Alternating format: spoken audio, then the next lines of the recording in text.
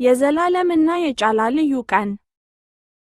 አንድ ቀን ጠዋት ዘላለም በአትክልቱ ስፍራ ውስጥ እየተጫወተ ነበር። በጣም ረጅም በሆነ ዛፍ ላይ አንዲት ቀይና የሚያብለጨልጭ ፍሬ አየ።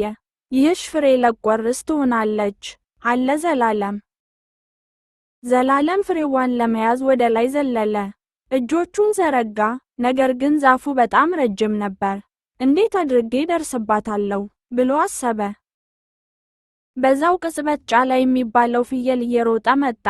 ጫላ የዘላለም የቅርብ ጓደኛ ነው። መመመ እያለ ጫላ በደስታ በዘላለም ዙሪያ ዘለለ። ዘላለም አንድ ብልህ ሐሳብ መጣለት።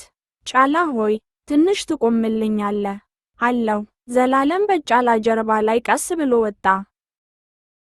አሁን ዘላለም በጣም ረጅም ሆነ። እጁን ዘርግቶ ያችን ቀይና ጣፋጭ ፍሬ በቀላሉ ያዛት። አገኘኋት ብሎ በደስታ ጮኸ። ዘላለም ከጫላ ጀርባ ወረደ። ፍሬዋን ለሁለት ከፍሎ ግማሹን ለጫላ ሰጠው።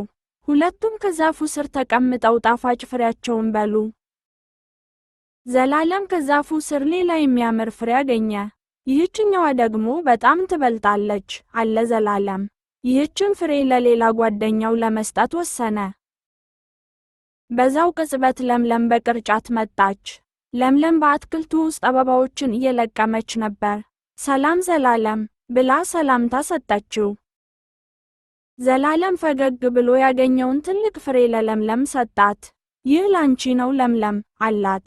ለምለም በጣም ተደሰተች። ዘላለምና ለምለም አብረው መጫወት ጀመሩ። ማካፈል ደስታን እንደሚሰጥ ዘላለም ተረዳ። ቀኑ በደስታ ተጠናቀቀ።